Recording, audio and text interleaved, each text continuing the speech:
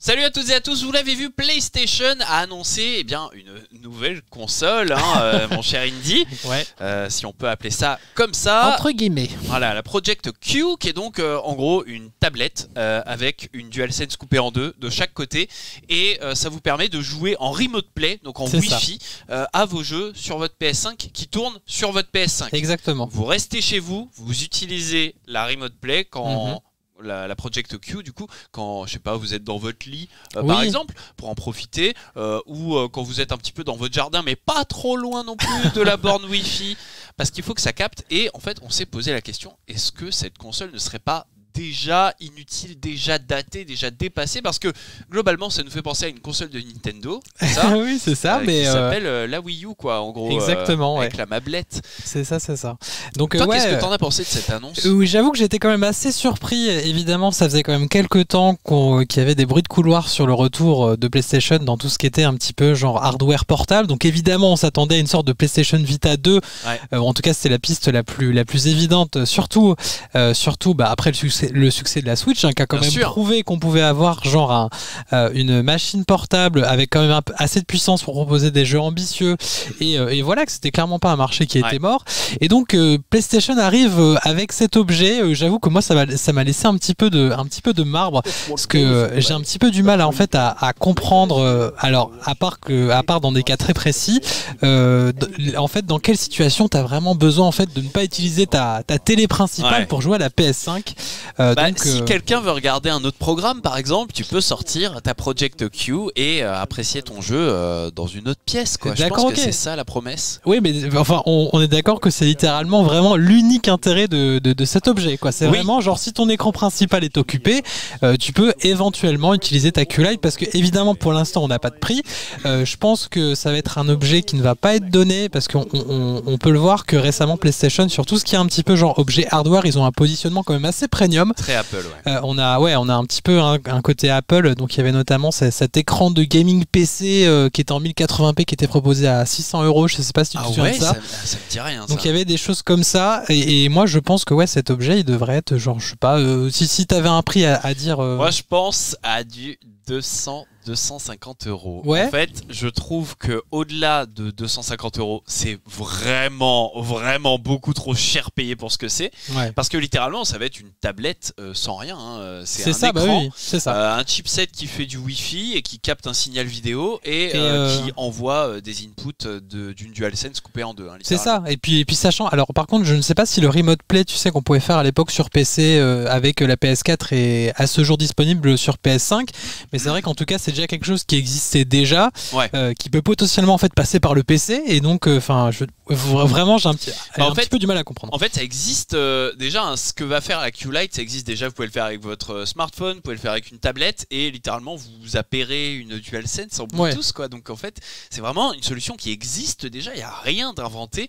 C'est juste, on propose un objet technologique pour occuper un marché, je pense. Parce qu'à mon avis, PlayStation a vu passer la Switch OLED, les énormes chiffres de la Switch, a vu passer la Logitech G Cloud, a vu passer le Steam Deck, a vu passer le ROG Ally, et s'est dit, les gars, il faut qu'on ait un produit, nous aussi, qu'on occupe le marché. Vous me trouvez ce que vous voulez, un truc facile à faire et qui sort dans pas longtemps. Il faut qu'on ait, nous aussi, notre propre console portable pour l'écosystème PlayStation. Alors pour l'instant, on parle d'une dalle LCD.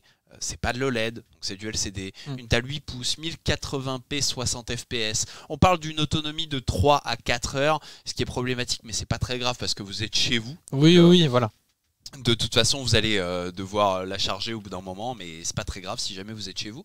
Le truc, c'est que ils ont aussi dit, Jim Ryan a aussi dit qu'il y avait de forts plans très agressif pour le cloud gaming à l'avenir.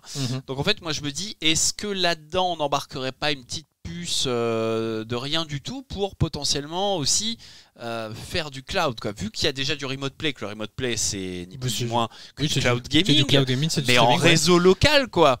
Est-ce qu'il n'y aurait pas l'opportunité de transformer ça en une console cloud par un update software quoi, oui, mais c'est vrai, c'est possible. Et puis moi je trouve que plus globalement ça s'inscrit un petit peu dans toute cette un peu stratégie jeu-service, un petit peu ce côté en fait tu vas aller sur ton jeu régulièrement et tu vas avoir envie de picorer de temps en temps. Et finalement c'est un peu le côté genre voilà, t'as pas envie de te poser poser pour une session de 2 heures dans ton canapé, tu prends juste ta petite console portable, tu fais ta partie en ligne. Du coup, ça peut t'engager en fait à avoir des parties qui sont peut-être plus régulières parce que ça monopolise moins un peu de ces genres la grande télé du salon. Bien sûr. Entre guillemets. Ouais, tu fais tes petites quêtes quotidiennes dans ton lit, quoi. C'est ça, ouais.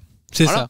Donc on peut imaginer évidemment quelque chose comme ça, c'est vrai. Et puis avec c'est ça, tout un écosystème qui va se développer autour. Mais c'est vrai que c'était quand même une annonce qui était assez surprenante. Ouais, parce que beaucoup de gens s'attendaient à une Vita bis, tu vois, une Vita 2, parce que la Vita était quand même une très bonne console. Elle a été un peu kill. Malencontreusement au bout de 2 ans de support, mais c'est vrai qu'elle avait le potentiel d'aller beaucoup plus loin, et aujourd'hui encore ça reste une très très bonne console pour du rétro gaming et pour apprécier des titres qui ont été développés pour elle.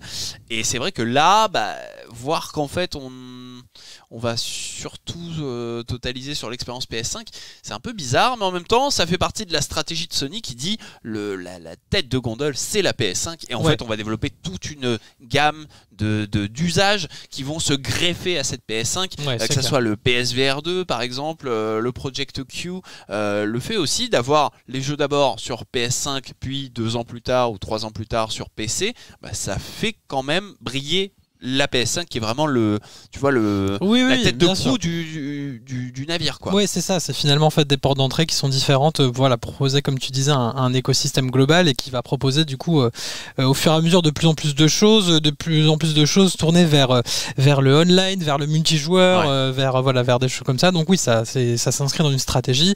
Après PS5 pardon, PlayStation, ils sont quand même très confiants par rapport à leur PS5, les derniers chiffres de vente sont très bons. Je crois qu'on parle de plus de 38 millions de consoles. Il y a vraiment eu une sorte un petit peu d'effet boule de neige après toute la pandémie de composants, la pénurie de composants. La pénurie. Et donc évidemment tout le monde veut la console et voilà, ils sont vraiment sur une bonne lancée, donc ils sont vraiment en confiance. Et après, moi je me dis j'ai juste peur en fait que cette confiance se transforme pas en une sorte d'arrogance, tu vois, qui fasse du coup petit à petit, on parlait d'un positionnement un petit peu à la Apple en début de vidéo, qui fasse un petit peu des petites erreurs à droite et à gauche, et qui finalement, en cumulant les objets un peu premium, est-ce qu'ils en oublieront pas un peu l'essentiel que sont les jeux? Il y avait un truc qui était assez intéressant dans les derniers rapports financiers de Sony, c'est qu'on voyait très clairement, on va encore parler de jeux-services, qui voulaient vraiment accentuer cet aspect-là, mais au point que la partie AAA solo blockbuster va se réduire. On va être à 40-60 des investissements contre 60 pour les jeux services à l'horizon 2025. Donc moi je me dis, est-ce que du coup Sony est peut-être pas un petit peu en train de se perdre? Bon, il y a plein de raisons à cela, principalement le fait que Jim Ryan du coup soit passé à la tête de PlayStation depuis 2009 et qu'il ait remis en place en fait une nouvelle stratégie. Il fait sa stratégie, mais la vérité c'est que ça paye. Oui, c'est ça le truc en fait. Ça paye. Moi j'ai envie de te dire, ce qui a payé, c'est tous les gros jeux qui ont été mis en place par Sean Layden des années plus tôt. Ok. Tu penses que là on récolte les fruits qui ont été semés avant l'ère Jim Ryan? Après disons que la PlayStation en fait, en tout cas là pour le début, pour ces 2 premières années d'existence, c'était qu'un tremplin pour des exclusivités solo qui étaient ultra fortes. Là on est en train d'entamer la phase 2, donc la phase qui a mis des années. Des jeux services. C'est ça, la phase des jeux services avec des rachats de studios, du Haven, du Bungie, tout ça. Déjà des difficultés en plus, on l'a vu avec Naughty Dog, ça a été. Bungie qui se fait un petit peu le garde-fou de la viabilité des jeux services chez PlayStation. Et du coup, voilà, c'est ça en fait, jusqu'à en fait ralentir le développement de licences qui ont déjà brillé chez Sony. Donc on est un peu vraiment dans une forme de transition, donc j'espère juste que Sony arrivera en fait à conserver un petit peu ses forces et à pas trop partir dans tous les sens. En tout cas, au niveau du hardware, vous l'avez vu du coup, le Project Q, il y a aussi la manette adaptative qui est en chantier, qui a été un peu plus révélée récemment, et puis Tom Henderson du coup, qui est donc le rédacteur en chef d'Insider Gaming, qui avait l'info comme quoi la Project Q Lite avait été révélée sur son site en avril 2023 et est devenue une réalité 2 mois plus tard. Il dit aussi qu'il y a un nouveau modèle de PS5 en chantier avec un disque détachable, un lecteur de disque détachable pour harmoniser un peu plus la production des PS5 et faire en sorte qu'il n'y ait plus qu'un modèle. Actuellement il y en a 2, on le rappelle, on a tendance à l'oublier. Il y a 2 modèles de PS5 dispo, il n'y en aura plus qu'un et un lecteur de disque détachable, et ça devrait arriver en fin d'année d'après lui, tout comme du coup le Project Q qui arriverait du coup mi-octobre, mi-novembre selon ses infos. Donc à surveiller. Ouais, à surveiller, et peut-être que ça fera l'objet d'un second PlayStation Showcase ou d'une autre prise de parole un peu majeure. Là, il y a une rumeur qui est un petit peu en train de tourner en ce moment qui voudrait ça. Bon, ça me paraîtrait un petit peu étonnant parce que vraiment le PlayStation Showcase c'est censé être vraiment un peu le temps la fort. conf de l'année. C'est ça, la prise de parole un petit peu 3 de PlayStation. Il n'y en a pas eu pendant 20 mois. Là, on en a fait un qui était vraiment mitigé. C'est ça. Donc après tout, bizarre. Après tout, pourquoi pas, mais bon, hein, voilà, on sait jamais. En tout cas, merci beaucoup mon cher Indy pour m'avoir accompagné sur ce petit wrap-up sur tout ce qu'on sait du Project Q. On n'a pas de prix, on n'a pas de date de sortie, mais on a des specs. Et dites-nous, vous, dans les commentaires, est-ce que ce projet vous intéresse et à quel prix surtout? C'est ça qui est hyper important. Est-ce que c'est un usage que vous allez développer ou que vous avez déjà au quotidien avec le Remote Play, notamment sur téléphone ou tablette? Dites-nous tout ça dans les commentaires. En tout cas, on vous remercie de nous avoir regardé. N'hésitez pas à mettre un petit pouce sur la vidéo si elle vous a plu, à la partager avec vos amis et à vous abonner à la chaîne si jamais ce n'est pas déjà fait pour ne rien louper de nos différents contenus. On vous remercie de nous avoir regardé, on vous fait des petits bisous. Ciao ciao. Salut.